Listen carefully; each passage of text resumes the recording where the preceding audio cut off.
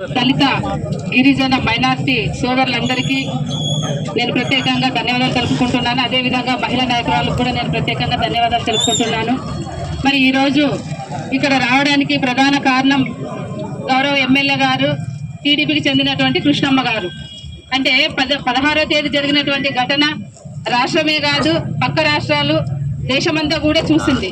అంటే 75 ఏళ్ల స్వతంత్ర భారతదేశంలో మమ్మల్ని మనుషులుగా గుర్తించండి అయ్యా మమ్మల్ని అని ఈ సమాజంలో అడుక్కునే దౌర్భాగ్యమైనటువంటి పరిస్థితిలో ఉన్నందుకు మేమంతా చింతిస్తున్నాము. అదేవిధంగా మరి 16వ తేదీ గౌరవ ఎమ్మెల్యే గారు నా బాధ్యత నా సమక్షంలో జరిగిందంటున్నారు. అయ్యా అక్కడ ఫస్ట్ మొదలు పెట్టిందే మీరు క్రిస్టియనా అని క్వశ్చన్ మీ మాటలోనే వచ్చింది.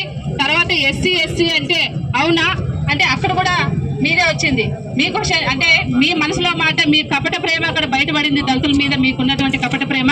కాబట్టి ఇలాంటి ముసలి కన్నీళ్ళు ఈ కపట ప్రేమలు అన్ని ఇక మీద నడుసవు. ఈ రోజు ఇక్కడికి వచ్చినటువంటి అన్నదమ్ములంతా కూడా లీడర్లే వచ్చినారు, ఇంకా ప్రజలు రాలేదు. ప్రతి ఒక్కరు కూడా దళిత జాతిని ఉద్దేశించి అదుపు లేకుండా మాట్లాడితే ఖబర్దారని కూడా తెలియజేస్తున్నా. ఒక్కసారి మేమంతా ఏకమైతే మీరు ఎక్కడ ఉండరు అని చెప్పేసి కూడా నేను తెలియజేస్తున్నా. అంటే దాదాపుగా 75 ఏళ్ల స్వతంత్ర భారతదేశంలో ప్రథమ పౌరుడు అంటే గ్రామాల్లో ఒక 1000 జనాభా ఉండి ఓట్లు వేసుకొని గెలిపించుకున్నటువంటి ప్రథమ పౌరుణ్ణి మీకు ఎలాంటి అర్హత లేని వాళ్ళు అంటే అక్కడ ఆ కట్ట మీద ఉండి, గుడి కూడా కాదు అది కట్ట, ఆ కట్ట మీద ఉండి మాట్లాడే అర్హత లేదు కూడా అని నేను తెలియజేస్తున్నా. మా జేఏసీ ఆధ్వర్యంలో అంటే చాలా మంది పెద్దలు మాట్లాడేది ఉంది కాబట్టి మా ప్రధాన డిమాండ్ అక్కడ మా అన్నకి అంటే మా అన్న కోటి అక్కడ చంద్రశేఖర్ అన్నగారి కోటి అవమానం జరగలేదు, మా జాతికి జరిగింది కాబట్టి మేము ఈరోజు ఈ విధంగా వచ్చాము.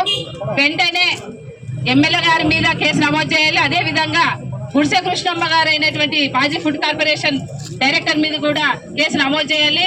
నెక్స్ట్ ఎవరైనా మా జాతి జనులను కానీ మా జాతిని కానీ కించపరిచే విధంగా మాట్లాడాలంటే వాళ్ళ ఒండులో వణుకు రావాలంటే ఈ రోజు తప్పకుండా ఎఫ్ఐఆర్ నమోదు చేసే వరకు స్టేషన్ నుండి కదిలేదు కూడా లేదని కూడా తెలియజేస్తున్నాము. ఇది ప్రతి ఒక్కరికి కూడా గుణపాఠం కావాలని తెలియజేస్తున్నాము. నాకు అవకాశం ఇచ్చినటువంటి పెద్దలందరికీ నేను ధన్యవాదాలు తెలుపుకుంటున్నాను. Thank you.